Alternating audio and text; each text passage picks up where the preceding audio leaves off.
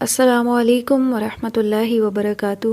اعوذ باللہ من الشیطان الرجیم، بسم اللہ الرحمن الرحیم۔ رب اشرح لی صدری ویسر لی امری واحلل عقدۃ من لسانی یفقہوا قولی رب زدنی علما اللہم فقہنا فی الدین۔ کیا حال ہے آپ سب کا؟ امید کرتی ہوں کہ آپ سب بالکل خیریت سے ہوں گی۔ اللہ تعالیٰ آپ سب کو صحت اور ایمان کی بہترین حالت میں رکھیں ہمیشہ۔ آج سے ہمارا باقاعدہ لیسن نمبر 1 کا آغاز ہو رہا ہے، اس کتاب کے پیج نمبر 49 سے، جس پہ جنت کی موجودگی کا بیان ہے، اس کا ثبوت دیا گیا ہے احادیث کی روشنی میں۔ پچھلے لیکچر میں بھی اس پہ بات ہوئی تھی کہ دین کے احکامات کو عقل کی کسوٹی پر نہیں پرکھنا چاہیے، نہیں تو پھر کیا نقصان ہوتا ہے؟ انسان گمراہ ہو جاتا ہے، اپنا راستہ گم کر بیٹھتا ہے۔ لہٰذا انبیاء کرام جو بھی تعلیمات لائے ہیں، چاہے وہ غیب سے متعلق ہو، اس پر ہم سب کا ایمان ہے، اور ایمان اسی طرح سے مکمل ہوتا ہے۔ اور ہم نے یہ بھی جانا تھا کہ قرآن سے بھی ہمیں یہ پتہ چلتا ہے کہ ہر سیارہ اپنے مدار میں حرکت کر رہا ہے، اور اسی طرح ہماری زمین بھی ایک سیارہ ہے، ایک پلینٹ ہے، اور وہ بھی حرکت کر رہی ہے، لیکن ہمیں اس زمین کی حرکت محسوس نہیں ہوتی۔ سائنس نے بھی اس کا پروف دے دیا ہے کہ ہماری زمین ہر وقت حرکت کر رہی ہے۔ لہٰذا اگر ہم اس کو اپنی عقل کی بنیاد پہ سوچیں تو ہماری عقل تو اس کو تسلیم نہیں کرے گی۔ ہماری عقل یہ کہے گی کہ نہیں، زمین تو ساکت ہے، یہ تو حرکت نہیں کر رہی، جبکہ قرآن کہتا ہے اور سائنس یہ کہتی ہے کہ ہماری زمین حرکت کر رہی ہے۔ لہٰذا اس سے یہ بات سمجھ میں آتی ہے کہ عقل معیار نہیں ہے حق کا۔ بہت سی باتیں جو قرآن نے ہمیں بتا دی، اگر وہ ہماری عقل میں نہیں بھی سما رہی، پھر بھی ہمارا کیا ہے؟ ان سب پہ ایمان ہے کہ وہ اللہ کی طرف سے ہیں، نبی صلی اللہ علیہ وسلم کی احادیث سے ثابت ہیں، تو لہٰذا ہمارا ان پر ایمان ہے۔ تو ہم جنت اور جہنم کے نام سے تو سبھی معروف ہیں۔ سوال یہ پیدا ہوتا ہے کہ کیا جنت آج بھی موجود ہے؟ کیا اس کا وجود ہے؟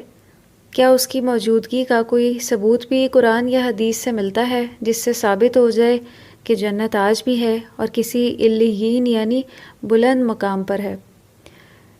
کیونکہ اس کائنات کی جو وسعت ہے، اس کا اندازہ لگانا تو ناممکن ہے۔ یہ کائنات انتہائی وسیع ہے، انتہائی وسیع۔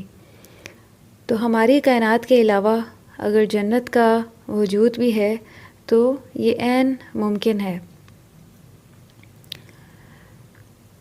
ایک حدیث ہے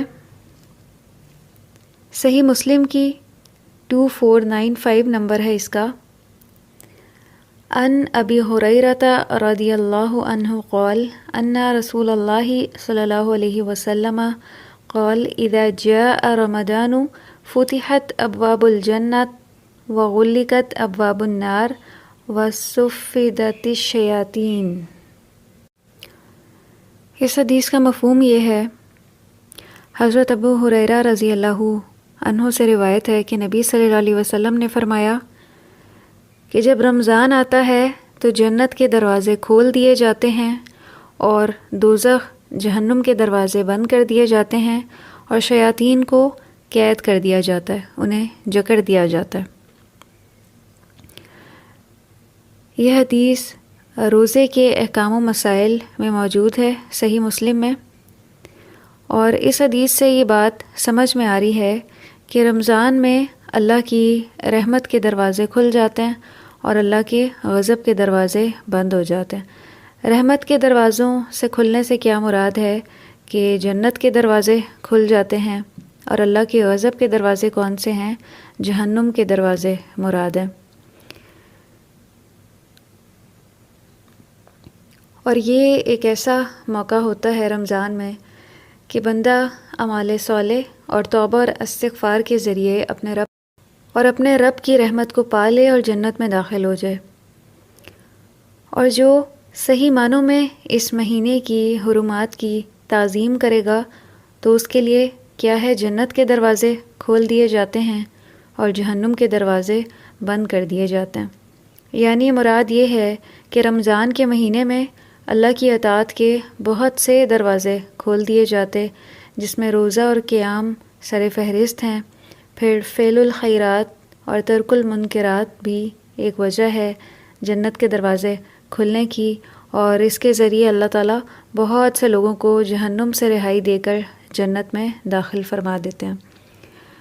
تو حدیث کے ظاہری مفہوم سے یہ بات واضح ہو رہی ہے کہ جنت کا وجود آج بھی ہے، کیونکہ یہ جو الفاظ ہیں فتحت ابواب الجنہ، تو اس سے مراد یہ ہے کہ جنت کے دروازے کھول دیے جاتے ہیں،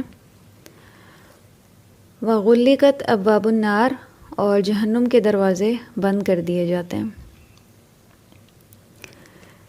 پھر اس سے اگلی ایک اور حدیث ہے کہ قبر میں جنتی آدمی کو جنت میں اس کا ٹھکانہ دکھا دیا جاتا ہے۔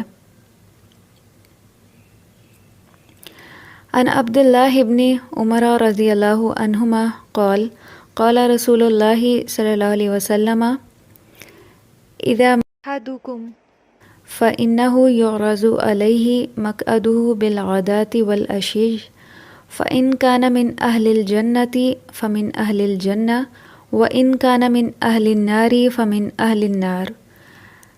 نبی صلی اللہ علیہ وسلم نے فرمایا کہ جب کوئی شخص مر جاتا ہے تو روزانہ صبح اور شام دونوں وقت اس کا ٹھکانہ جہاں وہ آخرت میں رہے گا اسے دکھلایا جائے گا، چاہے وہ ٹھکانہ جنت میں ہے یا جہنم میں ہے۔ اگر وہ جنتی ہے تو جنت میں، اور اگر وہ دوزخی ہے تو دوزخ میں۔ یہ صحیح بخاری کی 3240 حدیث ہے، اور یہ حدیث بھی جنت کے وجود پر ایک واضح حدیث ہے۔ اور جنت میں داخلے سے پہلے ہی جنت کا دکھایا جانا یہ کس لیے ہے؟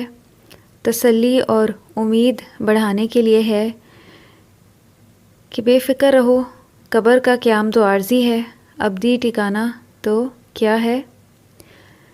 جنت ہے۔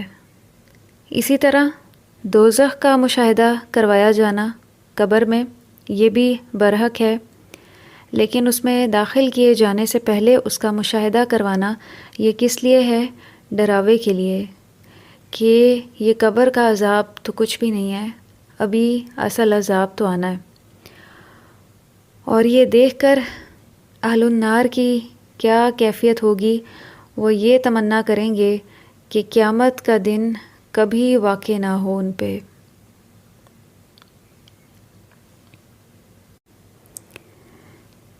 اسی طرح صحیح بخاری کی ایک اور حدیث ہے، حدیث نمبر 5227 عن ابی ہریرہ قال بینما نحن عند رسول اللہ صلی اللہ علیہ وسلم جلوس فقال رسول اللہ صلی اللہ علیہ وسلم بینما انا نائم رأیتنی فی الجنہ فإذا امرأة تتودع إلى جانب قصر فقلت لمن هذا؟ قالوا هذا لعمر فذكرت غيرتك فوليت مدبرا فبكى عمر وهو في المجلس ثم قال أو عليك يا رسول الله أغار۔ صحابہ کرام فرماتے ہیں کہ ہم نبی صلی اللہ علیہ وسلم کے پاس بیٹھے ہوئے تھے کہ نبی صلی اللہ علیہ وسلم نے فرمایا کہ خواب میں میں نے اپنے آپ کو جنت میں دیکھا، وہاں میں نے دیکھا کہ ایک محل کے کنارے ایک عورت وضو کر رہی تھی۔ میں نے پوچھا کہ یہ محل کس کا ہے؟ فرشتے نے کہا کہ عمر رضی اللہ عنہ کا۔ تو نبی صلی اللہ علیہ وسلم نے فرمایا کہ میں ان کی غیرت کا خیال کر کے واپس چلا آیا، تو حضرت عمر رضی اللہ عنہ نے جو اس وقت مجلس میں موجود تھے اس پر رو دیے اور عرض کیا کہ یا رسول اللہ، کیا میں آپ پر بھی غیرت کروں گا؟ کہ آپ میرے گھر تشریف لائیں اور میں اس بات پہ غیرت کروں؟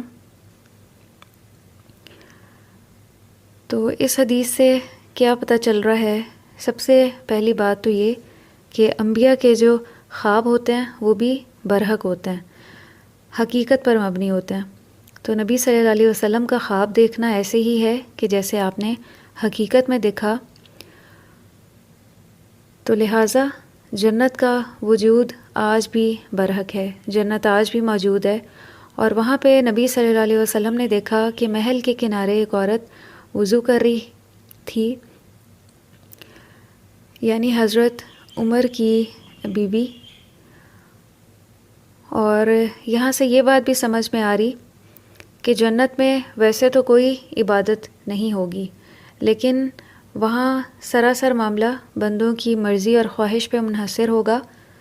اگر کوئی نماز پڑھنا چاہے گا تو اس کو اس کی اجازت ہوگی، لہٰذا یہ جو وضو کرنا ہے یہ شوق اور خواہش پہ مبنی ہے۔ اللہ کی طرف سے جنت میں کوئی عبادت فرض نہ ہوگی۔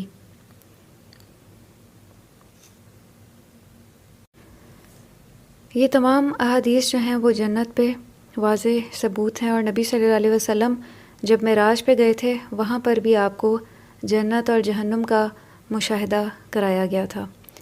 تو لہٰذا یہ تمام اس پہ دلیل ہیں کہ جنت کا ہم آج بھی انکار نہیں کر سکتے، وہ آج بھی موجود ہے، اور جنت کسی بہت علیین یعنی بلند مقام پر موجود، جس کا علم اللہ سبحانہ و تعالیٰ کو ہے، لیکن ہمارا اس پہ ایمان ہے۔ ہم سب اس کی موجودگی کے قائل ہیں اور ہمارا اس پہ ایمان بالغیب ہے۔ وآخر دعوانا ان الحمد للہ رب العالمین، سبحانک اللہم و بحمدک نشہد ان لا الہ الا انت، نستغفرک ونتوب الیک۔ والسلام علیکم ورحمۃ اللہ وبرکاتہ۔